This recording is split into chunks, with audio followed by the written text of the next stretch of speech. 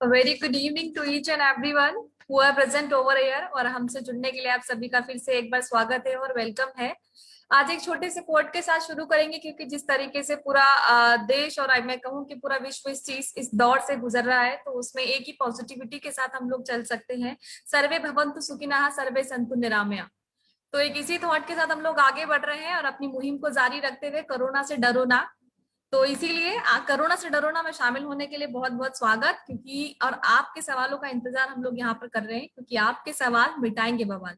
आज एक बार फिर से वी वेलकम डॉक्टर संतोष, जो एम्स ऋषिकेश में एसोसिएट प्रोफेसर हैं और लगातार इस मुहिम में लोगों के सवालों का जवाब दे रहे हैं। So we once again we are welcome to you. और पिछले 2 दिन से हम आपको काफी मिस कर रहे थे।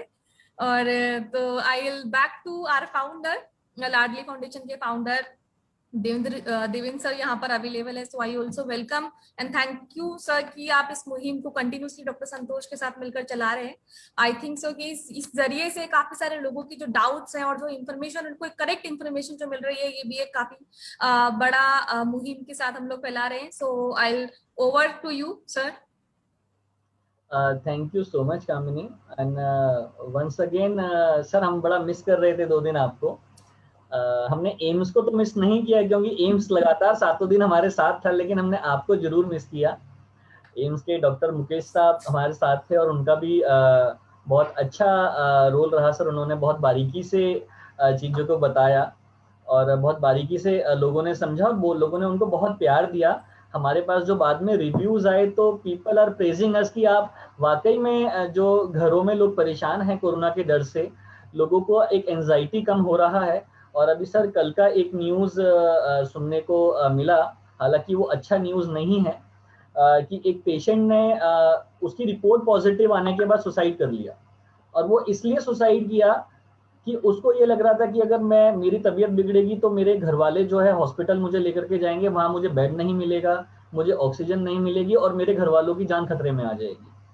So this is what that is happening.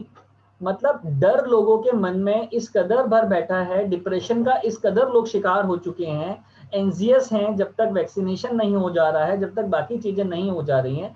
और ऐसे समय में एम्स जैसी संस्था, जो देश का सर्वोच्च मेडिकल संस्थान है, वो निकल करके सामने आया है और वो लोगों को बता रहा है कि क्या सही चीजें हैं, क्या गलत चीजें हैं, आपको किन चीजों से घबराने की जरूरत है और किन चीजों से नहीं घबराने की जरूरत है। हम कोरोना से डरो ना का माध्यम ये नहीं है कि आप लापरवाही बरतें। कोरोना से डर भगाने का मतलब ये नहीं है कि हम प्रिकॉशंस ना लें। पर्पस है कि जो दिमाग में गलत चीजें व्याप्त हो रही हैं, जो लोग गलत इंफॉर्मेशन लोगों तक पहुंचा रहे हैं, जो लोग व्हाट्सएप यूनिवर्सिटीज के थ्रू गलत मैसेजेस पहुंचा रहे हैं, एक एक दिन में बिना प्रिस्क्रिप्शन के कई सारी प्रकार की दवाइयां खाने को बोल रहे हैं, ऐसी अधूरी जानकारियों से लोगों को बचाना, उन लोगों तक सही जानकारी पहुंचाना और सही जानकारी के अभाव से जो उनके मन में डर पैदा है उसको मिटाना, ये इस कार्यक्रम का मुख्य उद्देश्य है। और हम इस उद्देश्य को लेकर के चल रहे हैं सिर्फ आपके सहारे।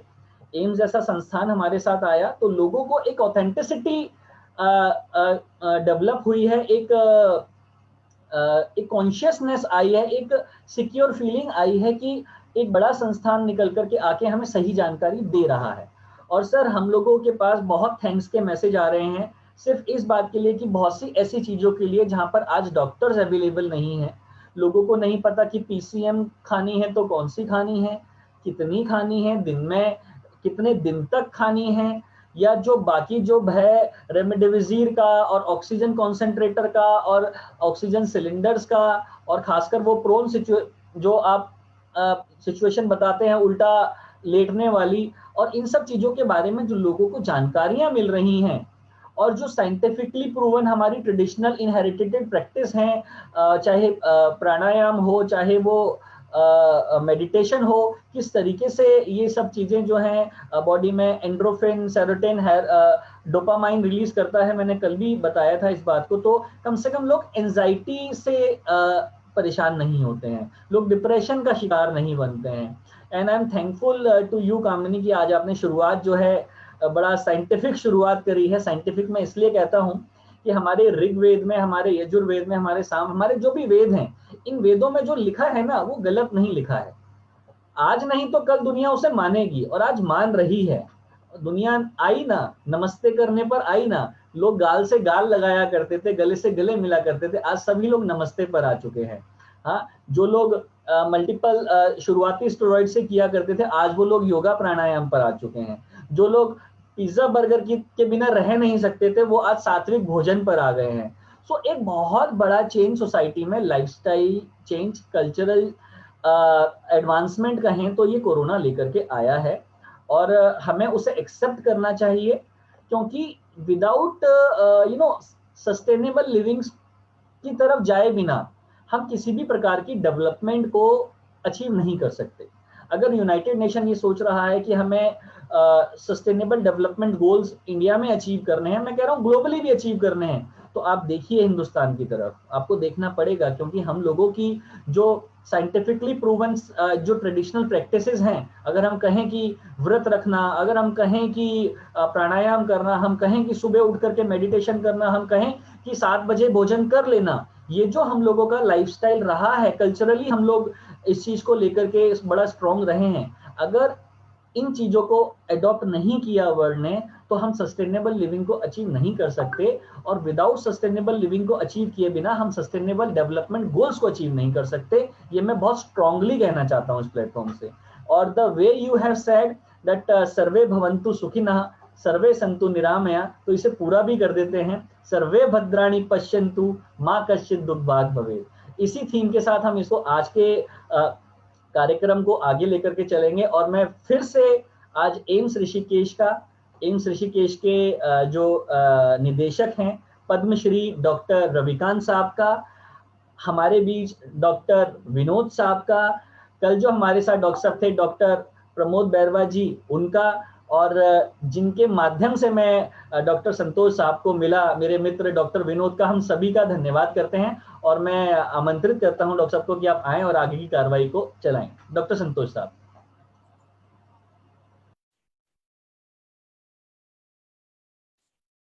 नमस्कार, आप सभी लोगों को नमस्कार।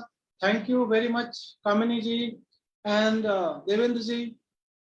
बहुत अच्छा लग रहा है मुझे आज, लेकिन जिस बात से आज आपने शुरुआत की, ये वास्तव में अंदर से झंझोर देने वाली बात है। हम लोग इस मुहिम में निकले हुए हैं, लाडली फाउंडेशन हमारे साथ है, एम्स ऋषिकेश आपके साथ है, और भी यूथ लीडर, हम सब लोग मिलकर आपको सपोर्ट करने के लिए हैं। आप सभी के साथ हैं, आप सभी के सुख दुख में, आप लोगों का सुख दुख बांटने में भी, और आप लोगों के सुख दुख के साथी बनकर इस प्लेटफॉर्म को हमने यहाँ पर बनाया हुआ है। और इस तरह की जब बातें सुनते हैं, जो कि अभी देवेंद्र जी ने बताया, मैं आपको बताना चाहूंगा अपने अनुभवों से देवेंद्र सर, कि एक रिपोर्ट है जो कि आपको सुनने में अभी आई हुई है, अर्थात इसका मतलब यह है कि काफी ऐसे गुमसुम केसेस होंगे जो कि ऐसा कर रहे होंगे। मैं आपके इस प्लेटफॉर्म के माध्यम से अपने इस देश के युवाओं को, अपने समस्त जनमानस को ये विनती करना चाहूंगा कि हम लोग हैं आपके साथ, और हम लोगों के साथ जुड़िए। मैंने कुछ दिन पहले लाडली फाउंडेशन के फाउंडर जो हैं, जिनको आप अभी यहाँ बैठे हुए देख रहे हैं, उनसे भी बात की थी कि हम ऐसा कोई कार्यक्रम करें। तो उससे पहले हमने उनसे भी कुशल क्षेम पूछी थी कि आपके घर की कुशल क्षेम क्या है। तो उन्होंने भी बताया था कि उनके घर में काफी पॉजिटिव हो रहे हैं, उनके फादर डायलिसिस में हैं। लेकिन मैंने कहा तब फिर कैसे होगा। और आज जब वो इस कार्यक्रम में इसकी शुरुआत करते हैं, कितना जोश और कितनी उमंग उनके चेहरे पर आप देखते हैं। हम जितने भी व्यक्ति हैं, कभी ना कभी किसी न किसी स्ट्रेस का और कोई ना कोई चैलेंजेस को हम हमेशा फेस करते हैं। इसका मतलब ये नहीं है कि हम मुरझा जाएं, या हम लोग कोई ऐसा कदम उठा लें जो कि ना देश के लिए अच्छा है, ना सोसाइटी के लिए अच्छा है। फिर आप सभी की मंगल की कामना करते हुए मैं कामनी जी से कहूंगा कि आज के इस कार्यक्रम का शुरुआत करें, और फिर काफी लोगों को हम आज लाभ पहुंचा पाए।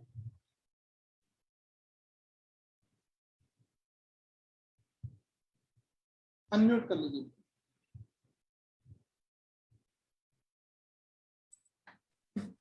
Thank you so much sir. हमारे पास क्वेश्चंस आने शुरू हो गए हैं, तो हम पहला क्वेश्चन पवार जी का लेते हैं। उनका क्वेश्चन है कि sir post viral fever cold what medicine और supplement should be take to overcome weakness and regain our energy. Post viral weakness, इसका मतलब आप बात करना चाह रहे हैं कि कोविड से रिकवरी हो चुकी है आपकी, और कोविड से रिकवरी होने के बाद आपको जो वीकनेस है उसको हम कैसे रिकवरी करें, उसको हम उस कमजोरी से हम कैसे निजात पाए। पोस्ट वायरस के रिकवरी के बाद, कोविड-19 के रिकवरी के बाद बहुत सारे ऐसे सिम्टम्स होते हैं जिसको हम लॉन्ग कोविड सिंड्रोम भी कहते हैं, जिसमें कि शरीर में कमजोरी होना, हल्का सा सरदर्द होना और वीकनेस होना, मसल्स की ट्विचिंग होना, सांस लेने में भी हल्की दिक्कत हो सकती है। तो जब इस तरह के सिम्टम्स आते हैं, एक तो आप अपना भोजन अच्छा लें, अच्छा प्रोटीन लें और फल लें, विटामिन्स लें। विटामिन्स अलग से लेने की आवश्यकता नहीं है, बल्कि आप फल फूल के माध्यम से ले सकते हैं। अगर आपको अभी भी कमजोरी आ रही है तो इसके लिए कुछ एक्सरसाइज बताई गई हैं, और यह इस एक्सरसाइज के माध्यम से भी आप इन कमजोरी से निजात पा सकते हैं। लेकिन आपका भोजन अच्छा रहे, सुपाच्य रहे। इसके साथ आप जो फल ले सकते हैं जिनसे आपको विटामिन और मिनरल्स मिले, पानी खूब पिए। अगर आपको कुछ कमजोरी आ रही है तो आप ORS का घोल भी ले सकते हैं दिन में, उससे भी आपके शरीर में पूर्णतः इलेक्ट्रोलाइट का बैलेंस बना के रहेगा। मैं इसलिए कह रहा हूं क्योंकि अभी गर्मी भी बहुत ज्यादा है, हाइड्रेशन का अच्छा होना बहुत जरूरी है। इसके साथ ही एक्सरसाइज है। एक्सरसाइज में कोविड से निजात पाने के बाद भी आपको पेट के बल सोना है, जो प्रोनिंग की बात हम कर रहे हैं। कम से कम एक दिन में 2 से 3 घंटा आप ऐसे लेटे रहें और बहुत गहरी गहरी सांसें लें। उसके बाद आप एक साइड को, लेफ्ट लेटरल पोजीशन जिसे हम बोलते हैं, उसमें भी आप लेट सकते हैं। कुर्सी में ऐसे बैठे हुए रह के भी आप काफी ऐसे स्ट्रेचिंग एक्सरसाइज जिसे हम कहते हैं, जिसमें हाथ की एक्सरसाइज है, पैर की एक्सरसाइज है, स्ट्रेचिंग एक्सरसाइज, उसको आप कर सकते हैं।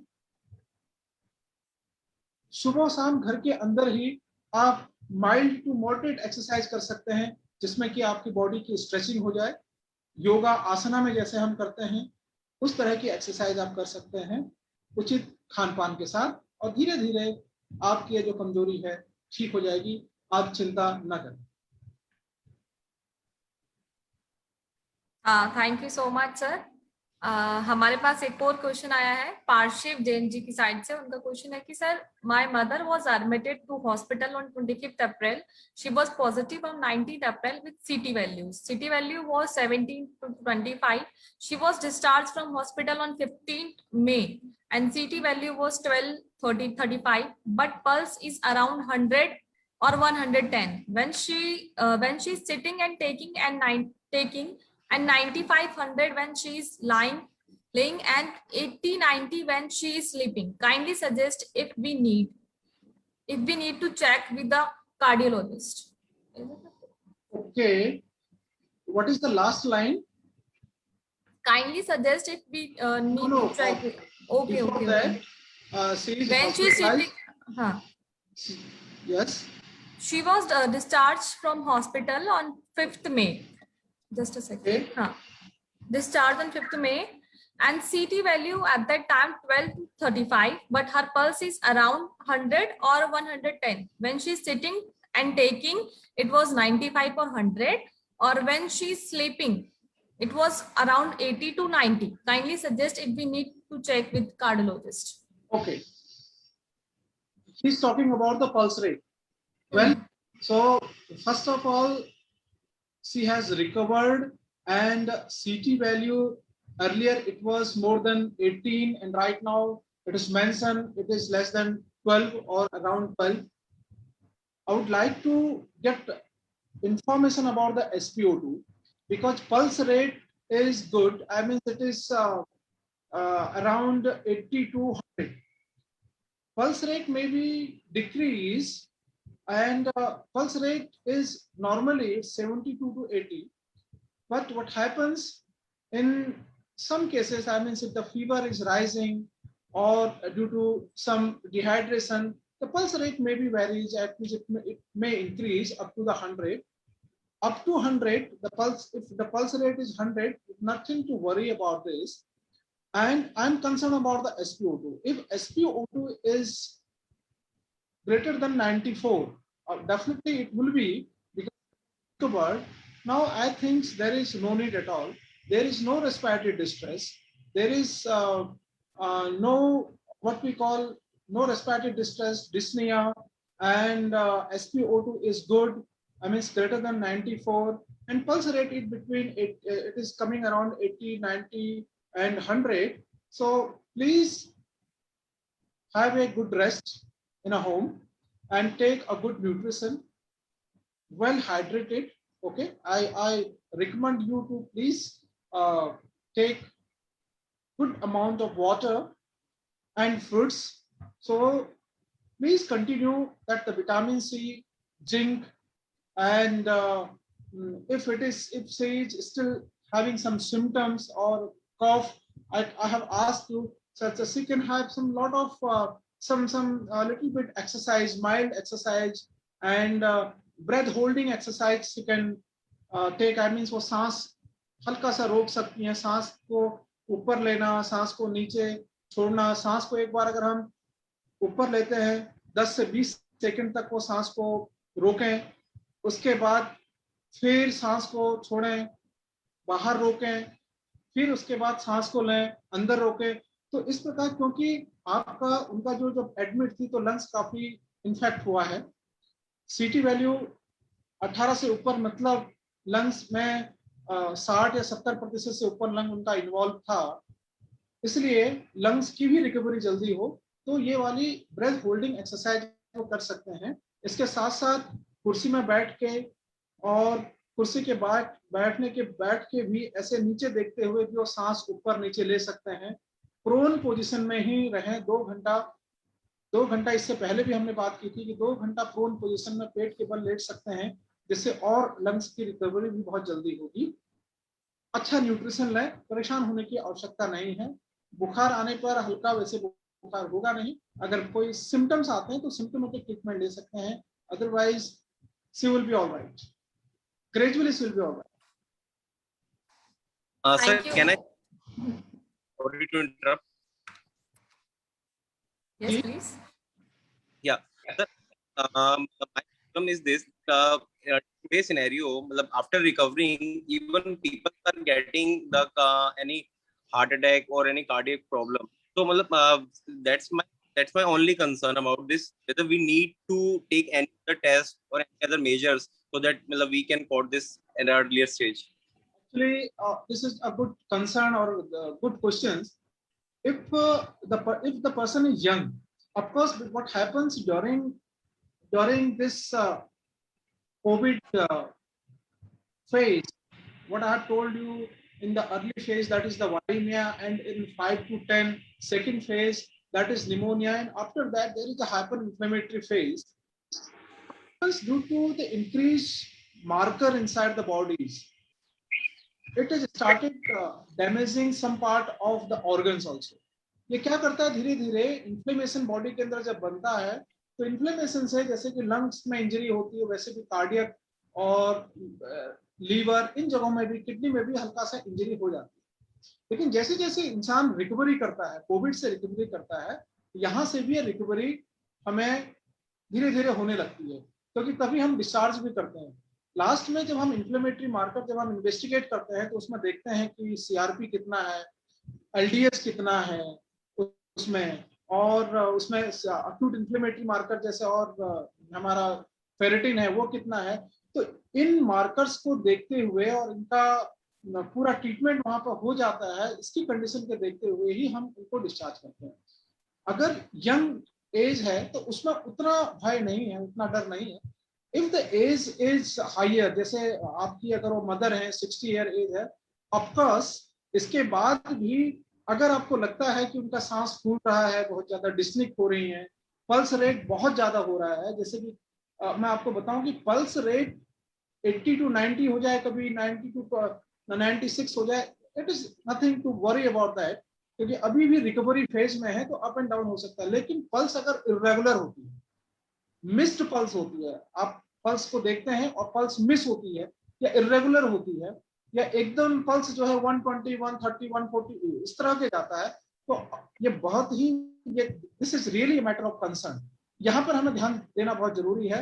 ये बहुत अच्छा प्रश्न पूछा आपने कि रिकवरी के बाद भी एक तो वो व्यक्ति जो पहले से ही कोई पुरानी बीमारी से ग्रसित है, जैसे पहले से किसी को हार्ट की कोई दवा चल रही हो, कोई डायबिटिक हो, किसी को पेट में कोई पहले से कोई बड़ा बीमारी हो, किडनी से रिलेटेड बीमारी हो, तो ऐसे जो कोमॉर्बिड पेशेंट्स हैं, जिनको मॉर्बिडिटीज ऑलरेडी उनके अंदर कोमॉर्बिडिटीज हैं, ऐसे लोगों को रिकवरी के बाद भी, और जो हायर एज ग्रुप में है, रिकवरी के बाद भी मैं उनसे रिक्वेस्ट करूंगा कि वो इन चीजों को देखते रहें। जैसे सांस का फूलना, जरा सा भी समय में अगर आप जाएं, सांस का फूलना, आपके केस में जब आपने प्रश्न पूछा तो देखिए पैरों में सूजन तो नहीं है, सांस बहुत ज्यादा फूल तो नहीं रहा, रात में सोते समय जब वो पेट के बल सोते हैं, उसमें ऐसा तो नहीं कि सांस फूल रहा है, जैसे करवट बदलते हैं उसमें सांस तो नहीं फूल रहा है, पल्स रेट बहुत ज्यादा मिस तो नहीं हो रही है या रेगुलर तो नहीं हो रही है।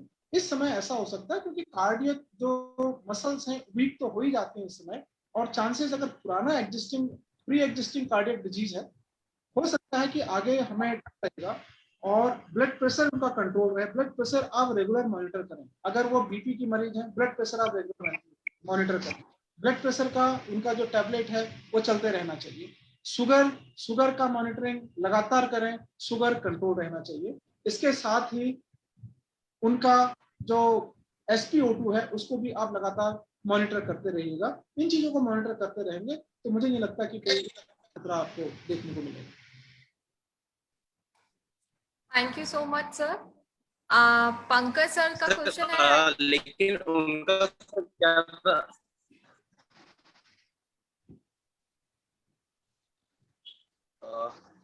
can I ask sir? Yes, Yes, please complete your question. Yes. Last time मतलब जब उनका 6-2 हमने ब्लड टेस्ट कराए थे, तब उनका LDH level was around 625, that is higher because I think doctors ने कहा था कि उनका थोड़ा लंग इन्वॉल्वमेंट था, दैट्स व्हाई उनका LDH अभी थोड़ा हाई था। उनका D dimer within the range था सर, उनका CRP within the range था, और जो अदर ब्लड रिपोर्ट्स थी वो भी विद इन द रेंज थी। बट उनका जो शुगर लेवल था that is higher because steroids दिए थे, दैट इज बट नेचुरल कि उनका शुगर लेवल थोड़ा बढ़ गया था। उनको अभी तक कोई शुगर की प्रॉब्लम नहीं है, उनको बीपी की प्रॉब्लम रहती है थोड़ी हाई की, जिसकी वजह से उनकी बीपी की डेली की उनकी टैबलेट चलती है। अगर हाई जाता है तो उसके लिए भी एक एक्स्ट्रा दवाई उनको दे रखी है पहले से डॉक्टर ने, तो वो हम उनको देते हैं। बट अभी 2 दिन से उनका बीपी नॉर्मल रह रहा है बिकॉज हम उनको टाइमली ऑब्जर्व करके मॉनिटर करके उनको मेडिसिन टाइम से दे रहे हैं। बट सर क्या है कि पहले मुझे लग रहा था कि शायद उनका बीपी हाई जा रहा है, इस वजह से उनका जो पल्स है थोड़ा सा ऊपर जा रहा है। बट अब बीपी कंट्रोल में है, उसके बावजूद भी जैसे क्या है कि अभी सब बैठते हैं, जैसे खाना खाती हैं, वो खाना खाते हो तो 100 से 105 के बीच में रहता है, अगर थोड़ा सा वॉक कर लेती हैं तो 100 से 110 के बीच में कहीं आ जाता है, लेकिन ना इससे ऊपर नहीं जा रहा है। तो इस केस के अंदर सर कोई कंसर्न लगता है, या फिर हमें कुछ ब्लड टेस्ट दोबारा रिपीट करने की जरूरत है, या फिर आपको मेडिसिन में कुछ बताओ जिसके अंदर आपको लगता है कि ये मेडिसिन ठीक है, या कुछ एड ऑन करने की जरूरत है अभी? देखिए मुझे जैसे कि आप रिपोर्ट बता रहे हैं पूरी, इसमें अभी कोई बहुत घबराने की बात नहीं है। लेकिन अगर उनका ब्लड प्रेशर कंट्रोल है, डायबिटीज आप बता रहे हैं कि उनको थी नहीं, अभी डायबिटीज भी कंट्रोल में है, ब्लड प्रेशर की जो मेडिसिन चल रही है उनकी, उस ब्लड प्रेशर की मेडिसिन में उनकी लगातार सही चल रही है या नहीं चल रही है, ये भी देखना होगा। पैल्पिटेशंस का इस समय होना या पल्स रेट का बड़ा होना, इस हल्का सा एंजाइटी भी हो सकती है, क्योंकि अभी इतने दिनों से हॉस्पिटल में रहे हैं, तो ये भी चीजें हो सकती है। और ये भी देखना होगा कि इनकी कौन सी मेडिसिन अभी चल रही है। अगर इसके बाद भी पल्स रेट बढ़ता है और कंटिन्यूसली पल्स रेट ऐसी रहती है, तो इनका एक बार ECG हम करा सकते हैं। ECG करा के एक बार देख सकते हैं कि ECG करा के कहीं ऐसा तो नहीं है। अदरवाइज मुझे लगता है कि पल्स रेट धीरे धीरे आ जाएगी, बहुत कम आ जाएगी। और जो मेडिसिन इनकी जो इसकी हाइपरटेंशन की चल रही है, उसमें मेडिसिन में इनकी अगर कार्डियक की अगर इनको कोई पहले प्रॉब्लम नहीं थी, तो पल्स रेट बहुत ज्यादा हो रही तो मेटाप्रोलॉल एक टेबलेट आती है बीटा ब्लॉकर, तो बीटा ब्लॉकर हम इनको स्टार्ट कर सकते हैं। तो बीटा ब्लॉकर से फिर जो है पल्स रेट और जो इनका पैल्पिटेशन हो रहा है वो हल्का सा घट भी सकता है। लेकिन पल्स अगर कंटिन्यूसली 100 अगर 110 से ऊपर जाती है और लगातार ऐसा होता है तो एक ईसीजी करा के आगे एक बार कार्डियोलॉजिस्ट से जानकारी ले सकते हैं। अदरवाइज मुझे अभी नहीं लगता कि कोई इस प्रकार का खतरा है, क्योंकि अगर डायबिटीज नहीं है, हाइपरटेंशन बहुत कंट्रोल में है और कोई रेस्पिरेटरी डिस्ट्रेस नहीं है, तो अभी घबराने की आवश्यकता नहीं। Thank you sir. Thank you so much sir. Pankaj sir का क्वेश्चन है, I think it's little similar, लेकिन फिर भी मैं एक बार पढ़ देती हूँ। It is been observed in many cases after 2 weeks of diagnosis of COVID positive, patients are getting cardiology and kidney problems. Please suggest what precaution be taken during COVID treatment, avoid these problems. During COVID treatment, so could you please read out the questions? Yes, for sure, sir. It is being observed in many cases that after 2 weeks of diagnosis of COVID positive, patients are getting cardiology and kidney problems. Please suggest what precaution be taken during COVID treatment to avoid these problems. Yes. Of course, what I have earlier mentioned, during the inflammatory phase, when there is a cytokine storm inside the body, when patient is sometime in ICU or in hospital, so due to the increased marker, it is invading some of our visceral organs. I mean, what we call the cardiac myocardiums and kidney, liver. It is of course affecting. So it's nothing to worry, but gradually these all markers comes down. But what I mentioned, that if the person is already having the pre-existing disease, if somebody is suffering from cardiac disease earlier, somebody is diabetic, somebody is hypertensive, so we have to treat the cause. We have to treat the pre-existing disease. Okay, it can happen that if somebody is having the 2 week after 2 weeks from the recovery of COVID-19, if somebody is coming to the home, some such type of symptoms can be sustained for a few days, weakness and some type of palpitations. So we have to maintain all the things. I mean, the hydration we have to be maintained. Second, if the person is hypertensive, we have to start the anti-hypertensive medicines. We have to try to control the blood pressures. If the sugar is raised, again we have to maintain the sugar level also with the consultation of doctors. Of course, some inflammations or inflammatory injury of the organs, it's likely to be happen during the admission or during the COVID phase, but it doesn't damage completely. अगर ये completely damage होगा तो फिर recovery कहाँ से हम मानेंगे? तो जब recovery होती है patients की, तो उस समय भी हम markers को देखते हैं कि हाँ अब जो है CRP जो C reactive protein है वो अपने अच्छे लेवल पर आ चुका है और जो LDH है ये सब ठीक, तभी हम फिर डिस्चार्ज करते हैं पेशेंट को। अगर इतना लेवल हाई रहेगा तो फिर हम पेशेंट को डिस्चार्ज नहीं करेंगे। कुछ टाइम होता है, परेशानी होती है पोस्ट रिकवरी फेज में, पर things will be come back. लेकिन इस चीज का ध्यान रखना है कि ऑलरेडी पेशेंट्स को जितने सिम्टम्स हैं वो जो एग्जिस्टिंग डिजीज है, डायबिटीज, कार्डियक डिजीज, हाइपरटेंशन, कुछ भी, उसके वो कंट्रोल में रहना चाहिए। अगर वो कंट्रोल में नहीं रहेगा तो शायद रिकवरी में भी काफी टाइम लगेगा, जैसे कि डायबिटीज के केस में हम आपको बता सकते हैं। Thank you so much, sir. We are getting one more question from Aniket Shrivastava. उनके क्वेश्चन है कि सर जो उनका ऑक्सीजन लेवल है वो स्टेबल नहीं रह रहा है ड्यूरिंग वीवो पॉजिटिव है, लेकिन उसमें उनका जो ऑक्सीजन लेवल है वो स्टेबल नहीं रह रहा है। So what is the reason behind this and what should be a precaution he should take? अच्छा, आप कोविड पॉजिटिव हैं और आपका ऑक्सीजन स्टेबल नहीं रह रहा है, नहीं रह रहा है का मतलब आपका SpO2 फॉल कर रहा है या कभी बढ़ रहा है कभी घट रहा है। आप बिल्कुल चिंता ना कीजिए, परेशान होने की बिल्कुल आवश्यकता नहीं है। आप पहले ये बताना होगा, आपको ये काउंट कीजिए कि आपको किस दिन से सिम्टम्स की शुरुआत हुई थी।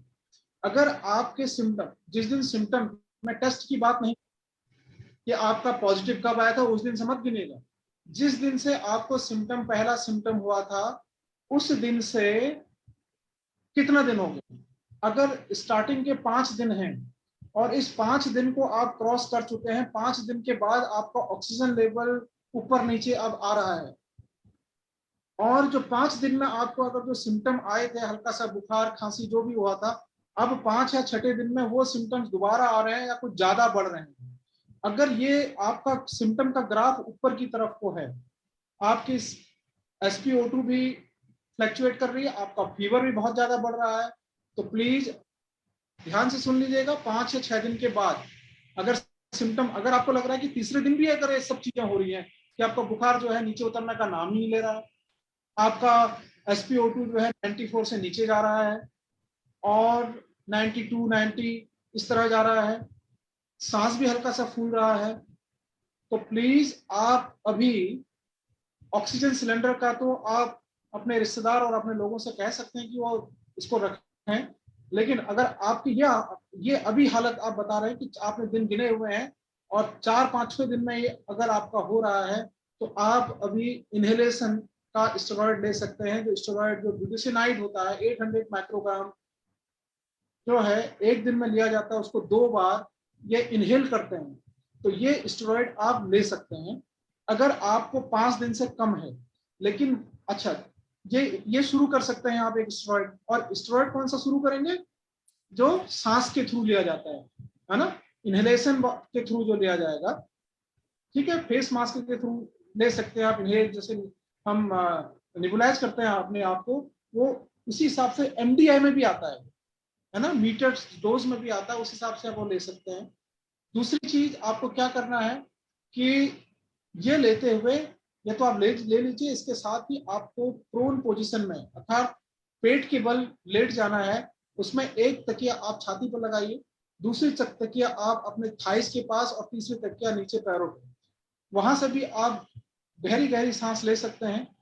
आप 1 घंटा 1.5 घंटे तक ऐसे रह के, अगर फिर ऐसे नहीं रह पा रहे हैं तो फिर लेफ्ट लेटरल पोजीशन में आ जाइए, आपका सैचुरेशन ठीक आना शुरू हो जाएगा। स्टेरॉइड आपने ले लिया, अगर ज्यादा हो रहा है, एक दिन में 2 बार स्टेरॉइड आपने इनहेलेशन स्टेरॉइड लिया ब्यूटिसिनाइड का, उससे नहीं हो रहा है, तो फिर दूसरे दिन, और अगर आपको लग रहा है कि परेशानी ज्यादा बढ़ रही है, फीवर और ज्यादा ऊपर जा रहा है, सांस भी जो है आपकी कुछ प्रॉब्लम हो रही है और SpO2 नीचे आ रहा है, तो फिर आप टैबलेट डेक्सामेथासोन 6 मिलीग्राम, एक दिन की एक टैबलेट आती है, हम उसको 0.1 मिलीग्राम पर केजी बॉडी वेट के हिसाब से लेते हैं, तो मैक्सिमम 6 मिलीग्राम। अगर आपका वेट 50 है तो 5 मिलीग्राम, उसी हिसाब से अगर डेक्सामेथासोन आपको नहीं मिलती है तो फिर आप मिथाइल प्रेडनिसोलोन 0.5 मिलीग्राम पर केजी बॉडी वेट, अगर आपका 50 किलोग्राम वेट है तो 25 मिलीग्राम एक दिन का, उसको 2 डिवाइडेड डोज में 12:30 सुबह 12:30 शाम को, ये आप 3 से 5 दिन तक ले सकते हैं।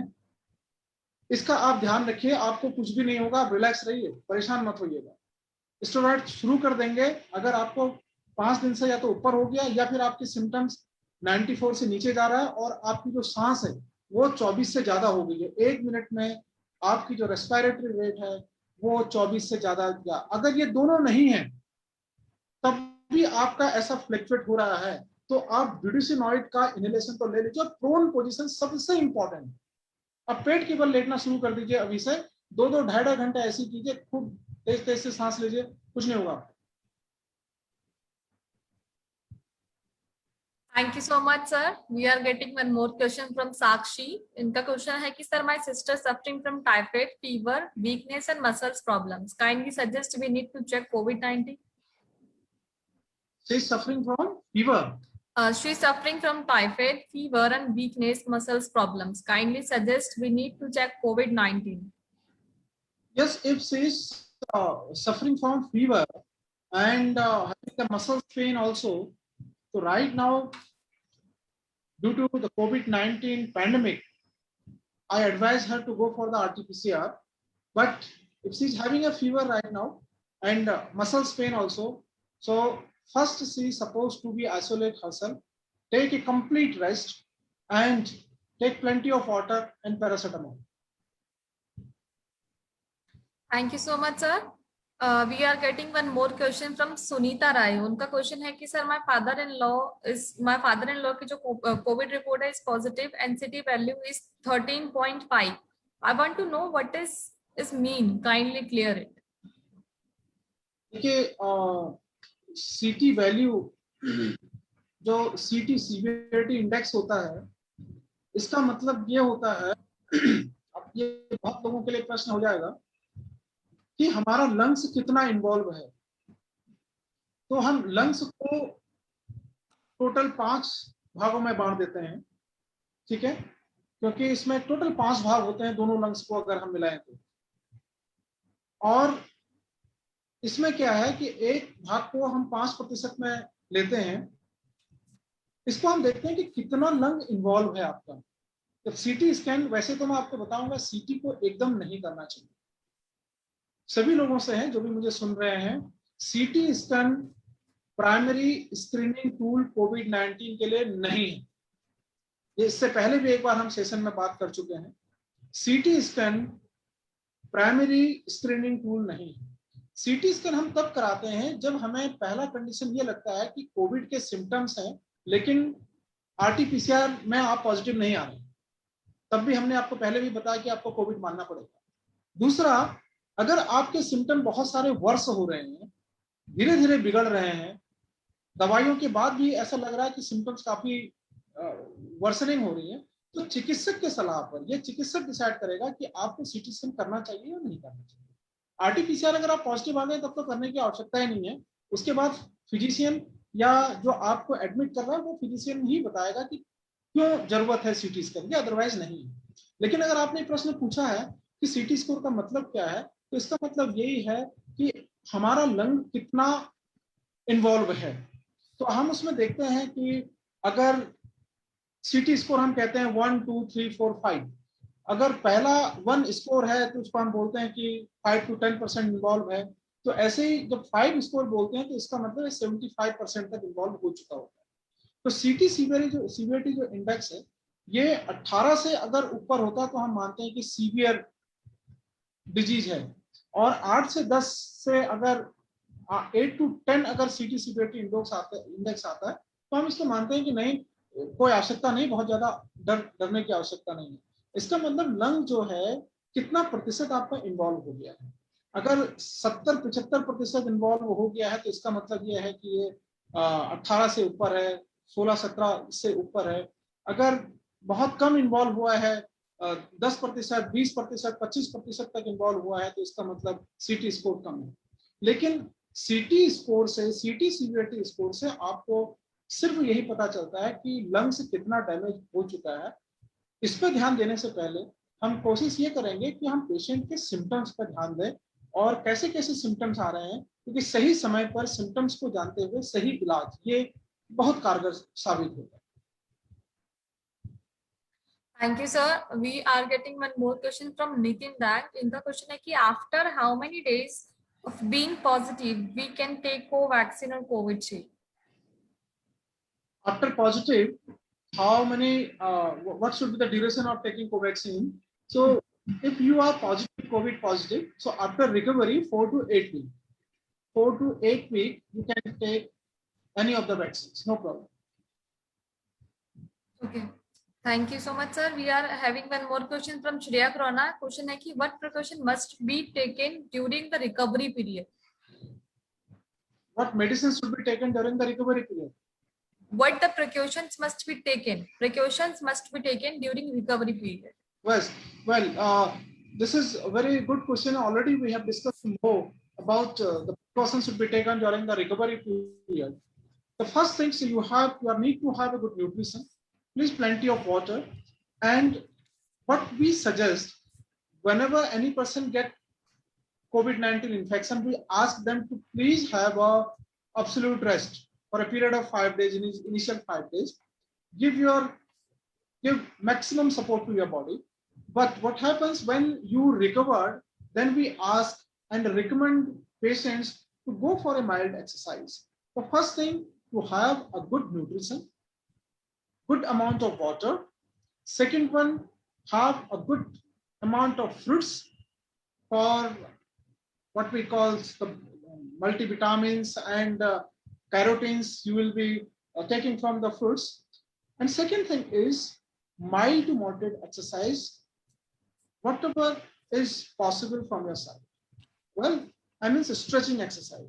If you have been admitted, if somebody is admitted and his or her lungs are involved or damaged very much, as we are discussing in the previous questions, if the CT value is more than 18% or more than 15%, in fact if it is a 13%, so it means 50 to 60% of the lungs have been damaged. So if the lungs is damaged, then how to recover? Then we have to recover our entire bodies, including our visceral organ which have been badly affected by COVID-19. तो हम लोगों के लिए lungs को भी recover करने के लिए काफी एक्सरसाइज है, जिसमें हम ब्रीदिंग एक्सरसाइज बोलते हैं. ब्रीदिंग एक्सरसाइज में हमारे जो प्राणायाम है, कुछ योगा है, वो तो हम कर ही सकते हैं. इसके साथ साथ हम ब्रेथ होल्डिंग टेक्निक्स का भी इस्तेमाल कर सकते हैं कि हमने ब्रेथ होल्ड किया और उसके बाद उसको 30 सेकेंड 20 सेकेंड जितना आप कर सकते हैं उसका प्रैक्टिस करते रहें. और उसके बाद हम लोग क्या करते हैं कि जो अपनी पोजीशन है, प्रोन पोजीशन को हम ज्यादा प्रेफर करें. लेफ्ट लेटरल पोजीशन है या राइट लेटरल पोजीशन है, उसमें हम आ सकते हैं. ऐसे सुपाइन पोजीशन पर यूजुअली उसमें उसको कम प्रेफर करें. इसके साथ कुछ स्ट्रेचिंग एक्सरसाइज भी हम कर सकते हैं. स्ट्रेचिंग एक्सरसाइज अपने हाथों को, अपने पैरों को, ये अभी डिफरेंट साइट में दिया भी हुआ है. और एक दिन हम, अगर आप लोग चाहेंगे तो एक दिन देवेंद्र जी अगर परमिट करेंगे हमें, तो पोस्ट कोविड में हमें कौन कौन सी एक्सरसाइज करनी चाहिए और क्या करना चाहिए, इसके लिए अलग से सेशन एक दिन हम रख सकते हैं. तो ये सब चीजें, मेडिसिन खाने की आवश्यकता नहीं है. आप चाहे तो विटामिन सी को कंटिन्यू रख सकते हैं, अच्छा भोजन ले सकते हैं. और स्ट्रेचिंग एक्सरसाइज छोटा इतना कि आपका, अब ऐसा नहीं कि आपका पहले से लंग डैमेज है और आपने दौड़ लगाना शुरू कर दी दूसरे दिन से, ऐसा नहीं है. माइल्ड एक्सरसाइज कीजिए, योगा, स्ट्रेचिंग, आप ये सब चीजें कर सकते हैं. अच्छा खान पान रखिए, बहुत जल्दी ही आप रिकवर हो जाएंगे. No problem. Thank you. Yeah, thank you so much, sir. We are getting one more question from audience. Question है कि how can pets carry the virus in their foods? Pets. We are talking about pets now. Yes, sir. No, we don't have any evidence till now. The pets are taking virus. You are talking about pets are taking virus in their food. Food, sir. Foods. Okay. So that's, we do not have any evidence, but as much possible, we have to cautious right now, because we have to understand the concept actually. Suppose somebody has coughed out or in outer atmosphere, or some viral particles and droplets are there. So better we are not supposed to come in contact with them. So always, whenever we are getting any stuff from outside, better to wash it properly. If we are also coming and touching any, either the pets animal or anyone we are touching outside, so frequently we have to wash hands regularly, so that we are not able to take the droplet or air droplet, maybe of anyone. If you are touching, if it is just coming in contact of our hands, and the hands are going to our nostril, the virus can travel to the respiratory route. So we have to be cautious about that, nothing else. So there is no evidence that the pets can transmit the COVID-19 infection.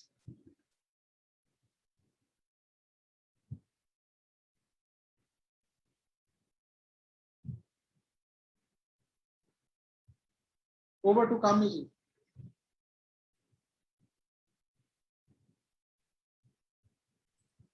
Thank you so much, sir. We are getting one more question from audience from Sukriti Dilwaria. उनका question है कि how is it the new COVID strain different from the previous one? The new COVID strain is, of course, very much infectious, and it is that's why we are getting very fast infections in respect of the previous one. And we cannot say that how fatal is it, because still we are getting data that the fatality is same, maybe little changed, but it is not very much changed. The fatality is simple.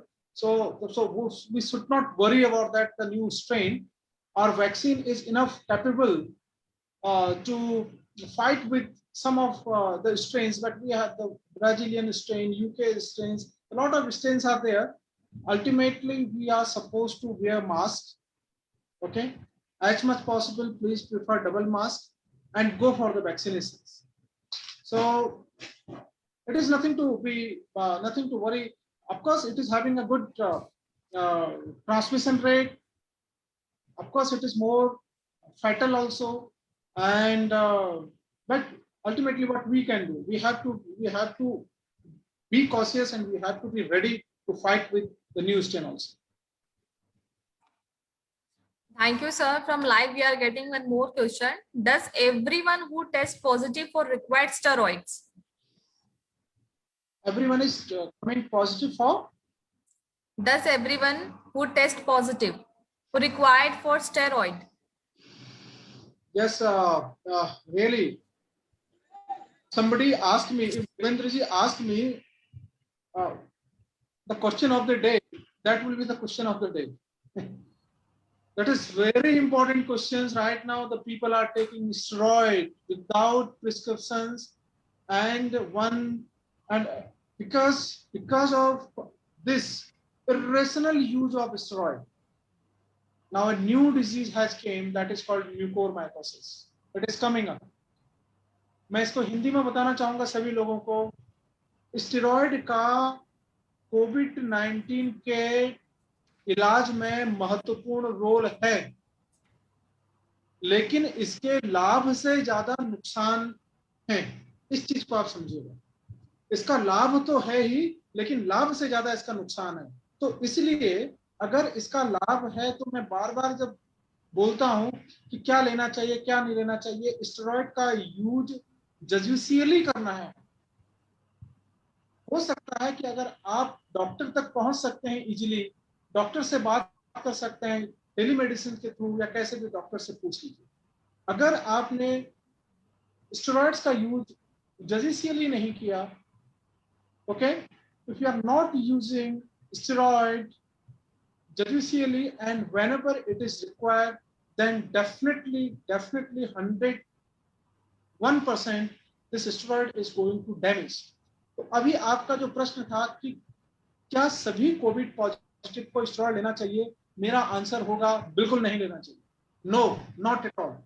Steroid आपको तब लेना है, पहले 5 दिन तक कुछ नहीं, आराम से बैठे रहना है. आपके शरीर के अंदर जो वायरसेस वायरिंग प्रोसेस चल रहा है वो उसको देखना है, बस, और कुछ नहीं करना. अगर 5 दिन, स्टार्टिंग के 5 दिन अगर आपने कंट्रोल कर लिया, आप पैनिक भी कम हो रहे हैं, आपने रेस्ट कर लिया, आप अपने बॉडी और अपनी चिंता कर रहे हैं, बाहर किसी की चिंता नहीं कर रहे हैं, 85% चांसेस हैं कि आप हॉस्पिटल में एडमिट नहीं होंगे और आपको स्टेरॉइड की जरूरत भी नहीं पड़ेगी. अब हम बात करते हैं 10% लोगों की. तो 10% जो लोग हैं जो कहते हैं कि शुरुआत इनको हुई खांसी की 10 दिन पहले, कहते हैं कि नहीं है, खांसी तो ऐसे होती रहती है, बुखार भी होता है, घूमते रहते हैं इधर उधर, हो सकता है कहीं मास्क पहना कहीं नहीं पहना. और कुछ लोग होते हैं जब तक कि हड्डी तोड़ बुखार नहीं आता उनको तब तक बिस्तर पर नहीं जाते. ये जिसने किया तो उसी की ही शामत है, वही इंसान इसमें परेशान हो रहा है हॉस्पिटल में बेड ढूंढने की. आप बात का विश्वास कीजिए.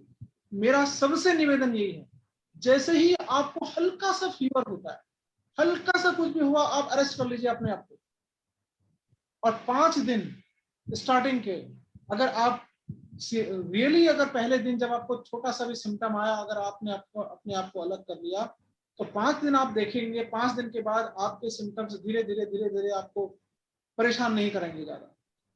अगर 5 दिन के बाद आपके सिम्टम्स बहुत ज्यादा परेशान कर रहे हैं, SpO2 अगर आपका 94 से नीचे आ रहा है और आपका फीवर पिछले 5 दिन से लगातार बढ़ रहा है, 101, 102 नीचे आ ही नहीं रहा है, जो स्टार्टिंग के 5 दिन में है, आपको स्टेरॉइड बिल्कुल छूना तक नहीं, नाम तक नहीं लेना, केवल पैरासिटामोल लेना है. पैरासीटामोल से ठीक नहीं होता है तो नेप्रोक्सन ले लीजिए, उससे अच्छी, बस बाकी कुछ नहीं करना, पानी पीना, कोई एंटीबायोटिक्स भी नहीं खाना।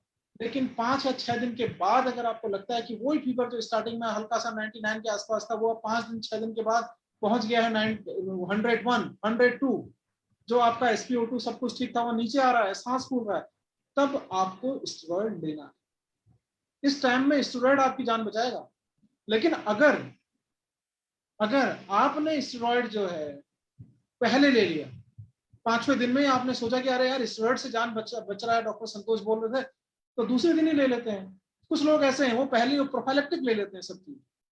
तो आप समझ लीजिए कि आपका अब बहुत ही मुश्किल हो जाएगा, क्योंकि हो सकता है अब पहले भले ही आपको सिम्टम ना हो, अब स्टेरॉइड आपने पहले ले लिए तो आपका इम्यून भी सप्रेस हो गया और आपके स्टार्टिंग की जो वायरस अपने अंदर जो नेचुरल काम कर रहा था आपने उसको दबा दिया। अब ये उठेगा बाद में, फिर 10 दिन के बाद फिर हालत और खराब हो सकती है।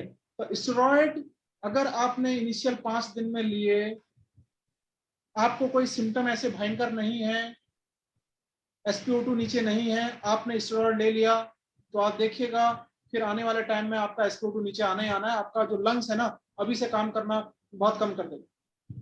और मैंने देखा है अभी हमारे पास एक बहुत बड़ी प्रॉब्लम आ रही है, जो लोग स्टार्टिंग से स्टेरॉइड ले रहे हैं, तब भी स्टेरॉइड वो ले ही रहा था, अब जब वेंटिलेटर पर आएंगे, हॉस्पिटल में आएंगे, जब आपका सांस फूलेगा तब भी हमें आपको स्टेरॉइड देना है।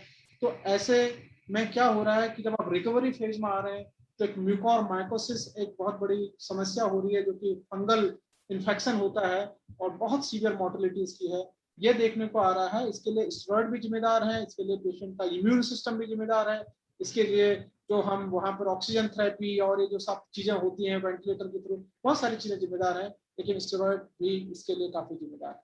तो अच्छा प्रश्न था, आप सब लोग ध्यान रखिएगा। Thank you so much sir. Next question हमारे पास है, do disinfectants kill new strains of कोविड-19? न्यू स्ट्रेन ऑफ कोविड-19 के लिए क्या पूछना चाह रही हैं? हाँ जी सर। क्या पूछना चाह रही हैं? Do disinfectants kill new strains of covid? Okay, do this what kills vaccine के बारे में पूछ रही हैं? Yes, sir, we got the random questions from the audience.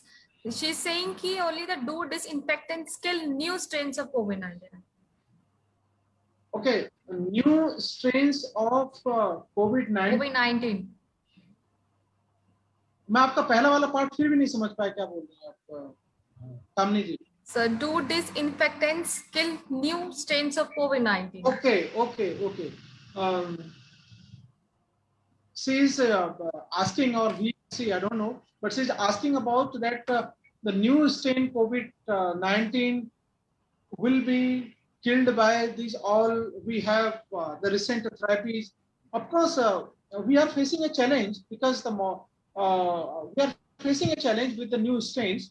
But चाहे वो न्यू स्ट्रेन हो चाहे वो पुराना स्ट्रेन हो, इन सबको करना वही है, इस सबको करना वही है। All the strains are directly going to the lungs, okay, and ये lungs के पीछे पड़ रहे हैं अंदर जाके, and they are damaging our lungs. तो हमें क्या करना है, लंग्स को डैमेज होने से बचाना है। लंग्स को डैमेज होने से बचाने के लिए जब स्टार्टिंग में वायरस अंदर जा रहा है, जैसे कि हम कल भी बात कर रहे थे इस चीज के लिए कि अभी ये वायरस क्या कर रहा है कि बहुत जल्दी से लंग्स को डैमेज कर रहा है, और इसकी जो पेनिट्रेटिंग पावर है अंदर जाके वो बहुत जल्दी, इसीलिए 5 दिन के बाद एक दो चीजें आ रही हैं। एक तो बुखार और ये सब चीजें धीरे धीरे कम हो जाती हैं, और दूसरा क्या होता है कि बॉडी के अंदर साइटोकाइन स्टॉर्म होने लगता है। तो दिस वेरिएंट और this virus is becoming so potent right now, and it is creating lot of inflammation inside the body. और उसमें क्या है कि धीरे धीरे लंग्स में जाके लंग्स को gradually it is starting creating inflammations, cytokines release, and these all, and gradually it is creating a edema। जो एल्वुलिया है, एल्वुलिया को फिर ये डैमेज कर रहा है, और gradually 6-7-8 दिन के अंदर it is causing thrombocytopenia, and itself this virus, COVID virus, is creating the coagulations। coagulation का means ब्लड वेसल्स में थक्का जमना भी शुरू हो जा रहा है इसमें। तो इसमें क्या है कि we are equally, of course we are fighting, we have medicine right now, लेकिन मेडिसिन में क्या है, जो हमारे पास एंटीवायरल है, जो कि हम बार बार कह रहे हैं कि रामबाण नहीं है, तो रामबाण हमारे पास स्टार्टिंग में यही है कि जैसे ही हम लोगों को सिम्टम्स होता है सेकेंड वीक में भी, एक तो एंटी कोगुलेंट जो इनॉक्सोप्रिन हम दे रहे हैं, अगर हमें लग रहा है कि सांस भी बहुत ज्यादा, SpO2 भी नीचे आ गया है काफी, और फीवर भी बहुत ज्यादा सीवियर हो रहा है, कफ भी सीवियर हो रहा है, एवरीथिंग, तो इनॉक्सोप्रिन भी हम 5 से 10 दिन के बीच में वो भी हम देते हैं, उसको भी 0.5 मिलीग्राम पर केजी बॉडी वेट के हिसाब से, और स्टेरॉइड भी ठीक टाइम पर देते हैं। तो whatever the strain, though this strain is very difficult for us, or having the high transmission rate also, and it is creating a challenge.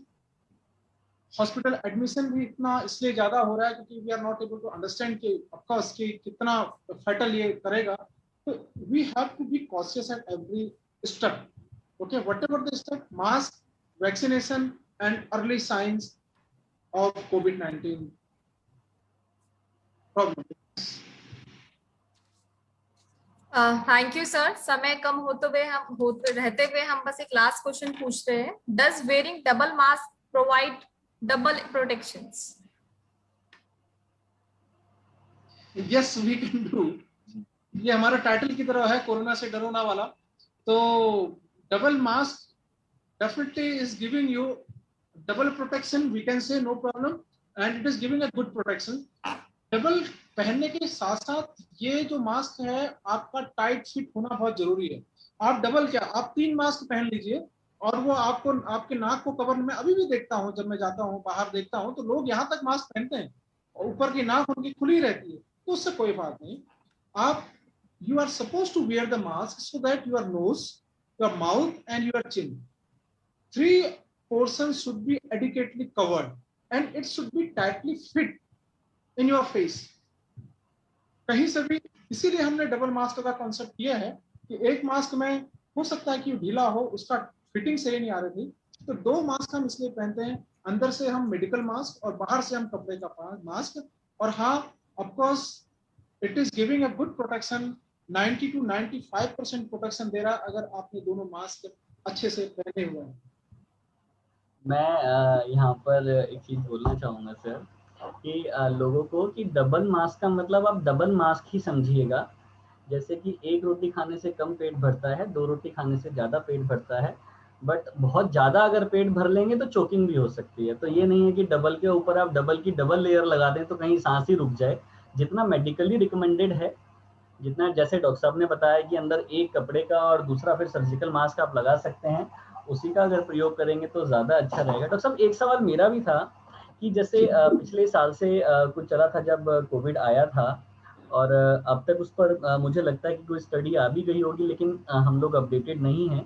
तो जैसे मेडिकल प्रोफेशनल्स को हाइड्रोक्लोरोक्विन HCQ खाने के लिए रिकमेंड किया गया था कि एक बार 2 गोलियां, फिर 1 हफ्ते बाद 1 गोली, और 7 वीक्स तक 1 गोली प्रिकॉशनरी वे में खाने के लिए बोली गई थी। तो क्या वो फॉर्मूला सक्सेसफुल था या है, या उसका, या एज ए प्रिकॉशनरी मेजर जिन लोगों को अभी वैक्सीन नहीं लगा है तो वो डॉक्टर की रिकमेंडेशन या डॉक्टर के ऑब्जर्वेशन में क्या HCQ कंज्यूम कर सकते हैं क्या? इस पे थोड़ा सा मैं जानना चाहूंगा। आप बहुत महत्वपूर्ण क्वेश्चन है देवेंद्र जी, काफी इंपॉर्टेंट क्वेश्चन है। वैसे हम प्रोफाइलेक्टिक ट्रीटमेंट के लिए उन्हें कहते हैं जो कि हेल्थ केयर वर्कर हैं, जैसे हम लोग हैं। अब तो हम लोगों को वैक्सीन लग गई, और वरना इससे पहले पिछले साल हम लोगों ने कहा था, और ये ICMR की भी गाइडलाइंस थी हमारे पास, कि हेल्थ केयर वर्कर हाइड्रोक्सीक्लोरोक्विन आप ले सकते हैं इसको। तो हाइड्रोक्सीक्लोरोक्विन हमने ली भी। उसके बाद में देखा गया कि हाइड्रोक्सीक्लोरोक्विन से भी कुछ साइड इफेक्ट आ रहे हैं। तो हाइड्रोक्सीक्लोरोक्विन को लेने के लिए अब क्या है, जो प्रोफाइलेक्टिकली अभी भी जो हमारी जो गाइडलाइंस है, जो एम्स दिल्ली की गाइडलाइंस है, वो भी अभी कहती है कि आप हाइड्रोक्सीक्लोरोक्विन अभी भी ले सकते हैं। लेकिन इसके लिए अभी हमें क्योंकि इसके कुछ साइड इफेक्ट हैं, और इसके लिए हमें कुछ प्रिपरेशन करनी होती है। पहले अंडर सुपरविजन लेना होता है, अपना ECG एक बार कराना होता है, और उसके बाद ECG को देखें कोई अगर कार्डियक चेंजेस तो नहीं है, एक्यूटी प्रोलोंगेशन की जो प्रॉब्लम होती है वो तो नहीं है, ये चीज हमें रूल आउट करनी होती है। तो इसलिए और किसको, एक तो जो हेल्थ केयर वर्कर है और दूसरा ऐसा व्यक्ति जो कोविड पॉजिटिव पेशेंट को केयर कर रहा है। किसी के घर में 2-3 कोविड पॉजिटिव है, उनको केयर कर रहा है, तो वो लोग भी इस टैबलेट को खा सकते थे। लेकिन अभी आइवरमेक्टिन हमारे पास जो है, इसकी जो अभी तक हम इसको रिकमेंड कर रहे हैं, केवल एक प्रेगनेंसी और लैक्टेटिंग मदर को हम इसको रिकमेंड नहीं करते। बाकी आइवरमेक्टिन सेफ है जहां तक अभी तक हमारे पास स्टडीज है। हाइड्रोक्सीक्लोरोक्विन भी सेफ है अगर ये सुपरविजन में खाई जाए। इसमें डॉक्टर्स के निगरानी में खाना जो SCQ है जो हम लिखते थे, इसलिए सुपरविजन में खाना है, इसलिए ये बहुत ज्यादा बाद में इसको हमने रिकमेंड नहीं किया और हर किसी के लिए हम इसको रिकमेंड नहीं करते हैं आज। तो इसका असर क्या आया, कोई पॉजिटिव इम्पैक्ट इसका आया, देखा गया कुछ? नहीं सर, ये प्रोफाइलेक्टिक है। इसमें प्रारंभ में ये देखा गया था कि जो प्रोफाइलेक्टिकली जो SCP अगर जो लेते हैं, हाइड्रोक्सीक्लोरोक्विन लेते हैं, तो उसमें इन्फेक्शन की प्रोबेबिलिटी कम हो रही है। और बाद में फिर इसको कुछ स्टडीज आए कि नहीं, बहुत ज्यादा इफेक्टिव नहीं है, और बाद में देखा गया कि जो इफेक्टिव है या नहीं है वो तो बाद में, लेकिन इसके जो साइड इफेक्ट आ रहे हैं वो कार्डियक प्रॉब्लम्स और दूसरी प्रॉब्लम ये ज्यादा आ जा रही है, तो इसलिए इसको फिर कंटिन्यू नहीं किया गया। अभी भी कहते तो हैं, लेकिन एक निगरानी में प्रोफाइलेक्टिक खा सकते हैं, आइवरमेक्टिन भी, लेकिन अभी ये समय ऐसा है कि हमें हर चीज को साथ में लेना पड़ेगा। आइवरमेक्टिन भी ले रहे हैं हम, स्टडीज हैं कुछ कि ये वायरल के रिप्लिकेशन को अंदर कम करता है, लेकिन केवल एक ही चीज खा के हम इसमें नहीं कर सकते, तो इसलिए मास्क भी, वैक्सीनेशन भी सब साथ लेके हमें चलना होगा। आज भी हम जो कोविड पॉजिटिव आ जाते हैं तो उनसे भी हम कहते हैं कि वो आइवरमेक्टिन ले सकते हैं। जो लोग कोविड पॉजिटिव मरीज की को सर्विस दे रहे हैं वो भी अगर प्रोफाइलेक्टिकली लेना चाहें आइवरमेक्टिन को तो ले सकते हैं। हाइड्रोक्सीक्लोरोक्विन भी ले सकते हैं, लेकिन उसके लिए आपको चिकित्सक से एक बार परामर्श करना होगा कि मैं इसको ले रही हूँ तो या ले रहा हूँ, तो फिर इसको हम कब तक शुरू करें, एक सुपरविजन होना चाहिए। तो शुरू में ये कहा गया था कि जो ये वायरस है कोविड, इसका जो लंग्स में या बॉडी में एंटर करने का जो तरीका है वो एकदम मलेरिया जैसा है, सिमिलर है, जैसे मलेरिया का वायरस या मलेरिया का बैक्टीरिया जो भी होता है, जिस तरीके से वो एक्ट करता है, जिस तरीके से वो बॉडी में एंटर करता है, शरीर में घुसने के बाद उस तरीके की रिएक्शन या उसका बिहेवियर सेम था। तो शायद इसीलिए HCQ को प्राथमिकता दी गई थी, या उस वक्त स्टडी आई थी तो डोनाल्ड ट्रंप ने भी बहुत ज्यादा खाना शुरू कर दी थी और वो ट्वीट भी हुआ था। और इंडिया में भी हमने जब देखा था तो मार्केट से HCQ गायब हो गई थी। तो ये जो बिहेवियर था, ये स्टडी जो रही इसके ऊपर, क्या अभी इस पर साइंटिफिकली कुछ आया कि वाकई में इसका बिहेवियर मलेरिया जैसा था या ये बिल्कुल अलग है? नहीं, ये एक्चुअली जो मलेरिया होता है वो प्रोटोजोअल इन्फेक्शन है, और ये वायरस है। इस वायरस का जो व्यवहार था, ये तो जैसे वायरस करता है बॉडी के अंदर जाके पूरे इम्यून सिस्टम को तहस नहस कर देता है। मलेरिया तो बेचारा सिर्फ गया और ब्लड वेसल्स को उसने, जो RBCs थी उसको उसने डिस्ट्रक्ट करना शुरू किया, उसके बाद लीवर में चला गया। लेकिन ये वायरस है, ये कहीं भी जाके तोड़ फोड़ मचा सकता है, और इसने ऐसा किया भी। इसने सबसे पहले लंग्स को देखा, क्योंकि रूट ऑफ जो इसका इनहेलेशन होता है रेस्पिरेटरी रूट होता है। तो SCQ की जो हाइड्रोक्सीक्लोरोक्विन की बात कर रहे हैं, ये हाइड्रोक्सीक्लोरोक्विन को देखा गया था कि ये इफेक्टिव हो रहा है, बिकॉज हाइड्रोक्सीक्लोरोक्विन हमने मलेरिया में भी यूज किया, और फिर हाइड्रोक्सीक्लोरोक्विन हमने बहुत सारे ऑटो इम्यून डिजीज में भी हम यूज करते हैं। जैसे ये हाइड्रोक्सीक्लोरोक्विन की अगर हम बात करें तो रिमोटॉइड अर्थराइटिस है, वहां भी इस हाइड्रोक्सीक्लोरोक्विन के अंदर ऑटो इम्यून मैकेनिज्म उसको सप्रेस करने की भी एक प्रॉपर्टी होती है हाइड्रोक्सीक्लोरोक्विन के अंदर। तो इसलिए कि ये जो इम्यून सिस्टम है, क्योंकि ये वायरस अंदर जाता है तो ये मैक्सिमम इम्यूनिटी को ही डिस्टर्ब करता है, इसलिए कि ये उसमें कुछ काम करे और उसके इन्फ्लेमेशन को सबसाइड करे, इसके लिए भी इसको चूज किया गया था। ऐसा कुछ नहीं था कि मलेरिया की वजह से, क्योंकि हाइड्रोक्सीक्लोरोक्विन और भी बहुत सारे चीजों में हम यूज करते हैं इसको, क्लोरोक्विन, हाइड्रोक्सीक्लोरोक्विन, इस तरह से इसको इसमें यूज करने की कोशिश की गई थी। तो स्टार्टिंग में काफी लोगों ने यूज भी किया, तो जैसे कि मैंने बताया था अभी भी यूज कर रहे हैं, लेकिन इसको भी जुडिशियली और अंडर सुपरविजन यूज किया जा सकता है अभी भी, क्योंकि इसके कुछ साइड इफेक्ट हैं, जैसे कार्डियक हैं और ऑप्थेल्मिक हैं, तो इस तरह के जो साइड इफेक्ट हैं। आइवरमेक्टिन का भी जैसे अभी हाइड्रोक्सीक्लोरोक्विन के बाद ही हमें आइवरमेक्टिन के बारे में भी पता चला। आइवरमेक्टिन भी बहुत पहले पैरासाइट के लिए ही यूज की जाती थी, और ये ड्रग तो अभी भी जो है आइवरमेक्टिन इसके लिए कर रहा है, तो इसके भी अच्छे परिणाम है कि ये भी इम्यून रिएक्शन को, इसका जो रेप्लिकेशन है उसको कम करता है। कल सर डॉक्टर मुकेश साहब ने बड़ी अच्छी चीज एक बताई थी। मैं चाहूँगा कि सर आप ऑडियंस को उसके बारे में एक बार, क्योंकि आज कुछ नए ऑडियंस जुड़े हैं और सब लोगों का बहुत कंसर्न उन चीज़ों को लेकर के है। नंबर वन कि एक सर कोविड पोस्ट कोविड जो कॉन्सिक्वेंसेस हो रहे हैं, एक तो सर वो हार्ट अटैक वाला, खून गाढ़ा होने की वजह से, तो डॉक्टर साहब ने उस पर DYT और वो कुछ प्रोसेस बताया था, एस्प्रिन वगैरह का क्या, एक उस पर सर एक बार प्रकाश डालेगा। और एक सर ये जो मतलब आंखों की रोशनी जो लोगों की जा रही है, जो अभी नई स्टडी जो आई है, ICMR की भी आई है, सो ये सर कई लोग जानना चाहते हैं, क्योंकि लोग डर में हैं कि घर में कई लोगों का ट्रीटमेंट अपने आप मतलब एसिम्टोमेटिक हैं, अपने आप ठीक हो जा रहे हैं, हॉस्पिटल जाने की जरूरत नहीं पड़ रही है, लेकिन उनके अंदर भी डर बैठ गया है कि कहीं हम डायबिटिक हैं तो हमारे अंदर कहीं ये हार्ट अटैक या हार्ट फेल वाला मामला ना हो जाए। क्योंकि मैंने कल भी जिक्र किया था कि मेरे फ्रेंड हैं, परसों ही उनकी वाइफ भी इसी वजह से एक्सपायर हुई हैं और वो हॉस्पिटल तक भी नहीं पहुंच पाई। सो लोग इस वजह से थोड़ा सा डर में है, तो वो डर निकालने के लिए sir I really request you कि इजी वे में जो भी हम सबको इनको मतलब ब्रीफ कर सकें सर। हाँ, देखिए अभी तो हम लोगों के पास जो एक तरफ तो कोविड का बहुत बड़ी मार है कि जब कोविड के लिए लोग बेड ढूंढने के लिए बहुत परेशान है। कोविड जब पॉजिटिव हो जाता है तो उसको ICU चाहिए, उसको वेंटिलेटर चाहिए। तो एक सेगमेंट तो ये है कोविड महामारी का। और जब कोविड महामारी से आदमी रिकवर हो जाता है, एक दूसरा सेगमेंट है कि कब ये जब रिकवरी होती है तो उसमें उस बीच में फिर हमें क्या क्या सावधानियां बरतनी चाहिए। जैसे मैंने बात की इसमें कि जो लोग पहले से कार्डियक या डायबिटीज से जो ग्रसित हैं, और जिनको पहले ही डायबिटीज है, इससे पहले एक बार हार्ट अटैक हो चुका है, या जैसे आपने आंखों की रोशनी की बात की, इससे पहले कोई ऑप्थेल्मिक मॉर्बिडिटीज है, उनको तो काफी सचेत रहना ही है।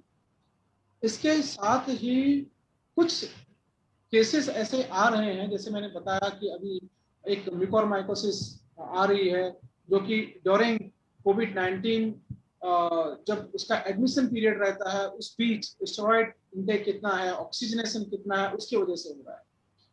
लेकिन मैं आप सभी लोगों को इस चीज के लिए भली बात बताना चाह रहा हूँ कि जो लोग एसिम्प्टोमेटिक हैं और थ्रू आउट अपने घर पे ही रहे हैं, उनको एसिम्प्टोमेटिक रहे हैं या उनको छोटे मोटे सिम्टम आए हैं, हाथ पैरों में दर्द हुआ, सर में दर्द हुआ, बुखार बहुत तेज गया, हल्की सी सांस फूली, लेकिन घर में ही रहे, तो इन लोगों को बहुत कम कॉम्प्लिकेशंस होने के चांसेस, बहुत ही कम। और अगर ऐसे कुछ हल्का रहता भी है तो जैसे इनके 10 दिन जैसे यहाँ हैं या 14-15 दिन पूरे हो जाते हैं, ये सिम्टम फ्री हो जाते हैं, तो उसके बाद इन्हें भी अपना जो रूटीन है वो बहुत ही रोबस्ट बनाना होता है, क्योंकि बॉडी की जो प्रतिरक्षण क्षमता होती है बहुत कम हो जाती है इसके बाद, क्योंकि वायरस अंदर जाके पूरा डिस्ट्रक्ट कर देता है हमारे इम्यून सिस्टम को, ऑर्गन्स को भी डिस्ट्रक्ट कर देता है।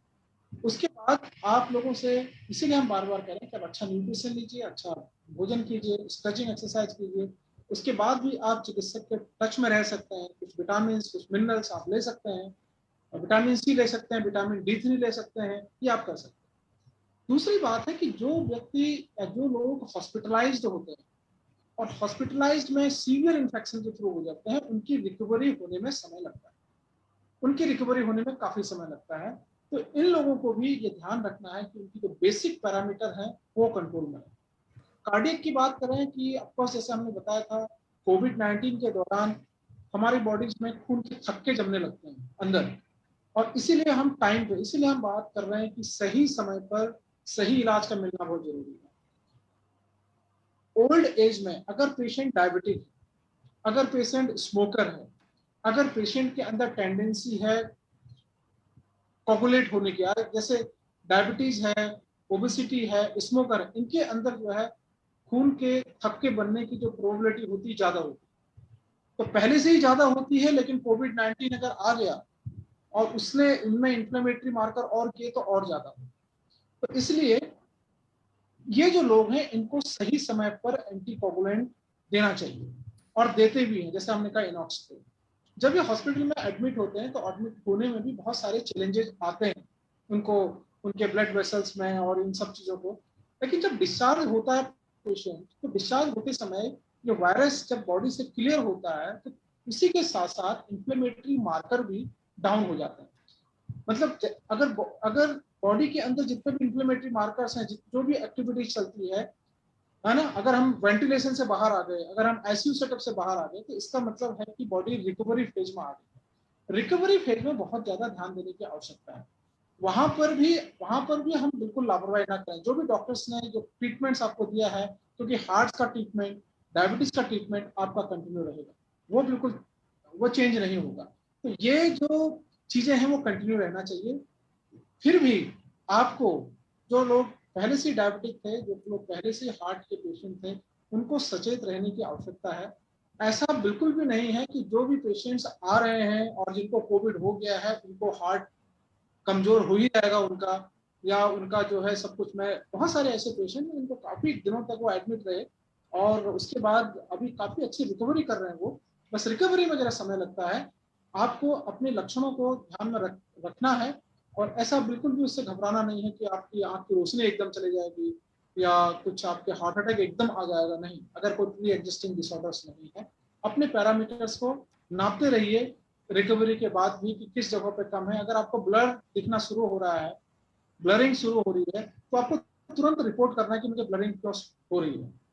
2 to 3% या कुछ परसेंट केसेस में ऐसा हो सकता है, जैसे कि देवेंद्र जी ने बताया, कि अचानक ये सब चीजें हो सकती हैं जो कि सीवियरली जो विक्टिमाइज पेशेंट है और लॉन्ग स्टैंडिंग, अगर कोई 2 हफ्ते तक या 3 हफ्ते तक हॉस्पिटल में एडमिट रहता है तो उसमें तो वैसे ही जो है क्या जिसे हम बोलते हैं थ्रोम्बोएम्बोलिज्म बनने के डर रहता है, वैसे ही उसमें थ्रोम्बस बन सकता है, उसमें भी एक डर रहता है। अगर लॉन्ग स्टैंडिंग अगर पेशेंट रहता है, 2 हफ्ते 3 हफ्ते मोबिलाइज हो नहीं पाता है, कभी कभी बेड सोर बन जाते हैं, तो इसमें इतने लॉन्ग टर्म तक बेड में रहने के बाद भी थ्रोम्बोएम्बोलिज्म का बहुत चांसेस रहते हैं। जब ये पेशेंट घर में आते हैं तो ये भी फिर, इसीलिए हम बता रहे हैं कि पहले दिन से जितना हो सकता है आप हल्का हल्का एक्सरसाइज आप यही करना शुरू कर दीजिए, आप हल्का हल्का से पैरों को स्ट्रेच करना शुरू कर दीजिए, गर्दन को। क्योंकि आप 17 दिन 18 दिन 20 दिन हॉस्पिटल में रहे, और 20 दिन हॉस्पिटल में रहे, इतना अगर हम लोग भी अगर 18 दिन रह जाएंगे तो हमारे भी थ्रोम्बस बनने के लिए ब्लड में तो थक्का बनने की प्रोबेबिलिटी बढ़ जाती है। अब तो हंसी, आपने सब जानते होंगे इस चीज को। लेकिन इसीलिए कहते हैं कि लॉन्ग टर्म तक अगर हम बेड में रहेंगे तो बहुत ज्यादा, तो वहां तो हॉस्पिटल में डॉक्टर्स देखते रहते हैं कि आपका चलो भैया ऐसा ना हो, आपको एंटीकोगुलेंट चल रहा है। लेकिन आप जैसे ही घर में आते हैं तो फिर वहां भी आप अगर 10 दिन तक ऐसे ही बैठे रहेंगे तो फिर समस्या हो सकती है। फिर इस तरह की समस्या हो सकती है जैसे देवेंद्र जी ने प्रश्न उठाया। आप पहले दिन से ही जैसे ही रिकवर होते हैं, क्योंकि आप पहले बैठे हैं, आप स्ट्रेचिंग, मैं देवेंद्र जी से रिक्वेस्ट करूंगा कि एक दिन हम सिर्फ इसी का सेशन रखेंगे कि कौन कौन सी स्ट्रेचिंग एक्सरसाइज है, क्या क्या हमें करना चाहिए। बहुत महत्वपूर्ण प्रश्न पूछा देवेंद्र जी, आपका धन्यवाद। सर कल मंगलवार है तो कल मंगल के दिन ही हम मंगल कर देंगे इस बात का सर। कल हम हिंदू शास्त्रों के हिसाब से हनुमान जी का दिन है और हनुमान जी को एक्सरसाइज और वर्कआउट के लिए जाना भी जाता है, तो कल उसी दिन हम शुरुआत भी कर देंगे इसकी। और आज कामिनी का मैं जरूर थैंक्स बोलूंगा, कामिनी ने बहुत अच्छी शुरुआत कराई है कल्याण मंत्र के साथ। तो मैं चाहूंगा कि जितने भी लोग हमें सुन रहे हैं, जो हमारे ऑडियंस हैं वो जहाँ भी हैं, चाहे जूम पर हैं या फेसबुक पर हैं, अपनी अपनी जगह पर बैठ करके इस महामारी के खत्म होने की कामना करें। इससे जो लोग ग्रसित हैं, संक्रमित हैं, उनके रिकवर होने की कामना करें। और जो लोग इस वायरस की वजह से इस दुनिया से जा चुके हैं, उनकी आत्मा को शांति मिले, उसकी कामना करें। तो जो ये जो मानव कल्याण मंत्र जो हमारे वेदों में जो लिखा हुआ है, इसको हम अपनी अपनी जगह पर अगर सभी लोग मिलकर के बोलेंगे तो एक अच्छा माहौल बनेगा, अच्छा वातावरण बनेगा। और मुझे लगता है कि ये सकारात्मक ऊर्जा समाज में पहुंचेगी। योगेश जी हमारे साथ हैं, ये छतरपुर मंदिर में बहुत सेवा करते हैं, बहुत बड़े सेवादार हैं। इन्होंने अपने संकल्प फाउंडेशन के माध्यम से मेरे ख्याल से मेरी आंखों के सामने लगभग 1 लाख लोगों से ज्यादा लोगों की सेवा की होगी, जो मैंने रेगुलरली देखा है। पंकज जी हमारे साथ हैं। पंकज जी हमारे ट्रस्टी भी हैं लाडली के और नेशनल कन्वीनर भी हैं। और मेरे तो आवाज लगाने की जरूरत भी नहीं पड़ती है, अपने आप ही दिल्ली की सारी डिस्ट्रिक्ट्स में भाग भाग कर अपने पर्सनल पॉकेट से सर, हम ये जितने भी लाडली की टीम है सर, हमको 1 रुपया भी किसी को नहीं देते हैं। सब लोग अपनी पॉकेट से अपने जो इनकम है उससे कंट्रीब्यूट करके, कोई मास्क खरीदता है, कोई दूध खरीदता है, कोई कुछ करता है। योगेश जी भी अपने पॉकेट से इधर से लोगों से सामान लेकर के, और समाज की सेवा में जो लोग ये लगे हुए हैं, गंजी राजेंद्र हैं तेलंगाना से हैं, अभी परवेश जी थे जो वेस्ट बंगाल से थे, हाँ पी आंगलन हैं जो सेक्रेटरी हैं, ये हमारे न्याफी में भी हैं। ये सभी लोग जो हैं अपने अपने क्षेत्र में सेवा के कार्य कर रहे हैं। और आप ऋषिकेश से रोजाना हमसे जुड़ रहे हैं, अपने ऑफिस ड्यूटी आवर्स के बाद आपका 4 बजे छुट्टी हो जाती है और आज 6:30 हम लोगों ने आपके यहीं बजा दिए। तो ये हम लोगों के लिए देखा जाए तो सर ठीक नहीं है, लेकिन आप जो समाज के लिए जो दे रहे हैं अपना समय, सिर्फ समय नहीं है सर, ये इन समय से जो सकारात्मक ऊर्जा जो प्रवाहित हो रही है समाज में, जो कहते हैं ना कि जब मोटर वो चलता है सर, टरबाइन चलता है तो बिजली जनरेट होती है। तो ये आप लोगों के हमारे एफर्ट्स का जो टरबाइन चल रहा है ना सर, इस टरबाइन से एक पॉजिटिविटी जनरेट हो रही है, इस टरबाइन से समाज में सकारात्मकता आ रही है, लोगों में लोगों के प्रति अच्छे भाव उत्पन्न हो रहे हैं, लोग लोगों की सेवाओं के लिए तत्पर हो रहे हैं। कोई सिलेंडर अपने कंधे पर ढो रहा है, कोई राशन ढो रहा है, कोई किसी को हॉस्पिटल में बेड दिला रहा है, कोई ना कोई किसी ना किसी के अच्छे भविष्य के लिए, उसकी जान बचाने के लिए सब लगा हुआ है। और ऐसे लोगों की सेना हिंदुस्तान में ही पाई जा सकती है, जहां पर लोग अपने से पहले समाज के लिए सोचते हैं, और जब समाज के लिए आप सोचते हैं तो समाज कल्याण के लिए आप कार्य करते हैं, और जब समाज कल्याण के लिए आप कार्य करते हैं तो कल्याण मंत्र सामने आता है, और जब कल्याण मंत्र सामने आता है तो हम लोगों का फर्ज बनता है कि हम सभी लोग मिलकर के इस कल्याण मंत्र का उच्चारण करें और ईश्वर से कामना करें कि जो लोग ग्रसित हैं, जो समाज में लोग, और ग्रसित भी सिर्फ वायरस से नहीं सर, जो लोग मानसिक रूप से भी ग्रसित हैं वो लोग भी इससे ओवरकम करें, समाज में एक धारा प्रवाह हो और ये बात दूर तक जाए, और हिंदुस्तान के लोगों के साथ साथ, चाहे वो पाकिस्तान के हों, चाहे वो बांग्लादेश के हों, वो दुनिया के किसी भी कोने को हों, सभी लोग ह्यूमन हैं, मनुष्य हैं, और मानव कल्याण के लिए ये मंत्र हमारे वेदों में दिया गया है, तो इसका हम उच्चारण करें। तो कामनी मैं चाहूंगा कि आप ही शुरू करें, और हम सभी लोग यहाँ पर साथ ही बोलेंगे, रेपिटेशन की जरूरत नहीं है, और उसके बाद इस कार्यक्रम को खत्म करें। ओम सर्वे भवन्तु सुखिनः, सर्वे सन्तु निरामया,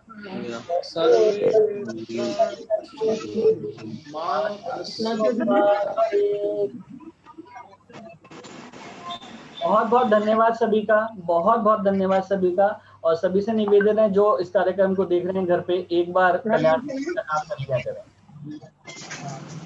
बहुत बहुत धन्यवाद कामिनी, बहुत बहुत Thank you धन्यवाद। so much. Thank you so much all of you. Thank you. Dr. Santosh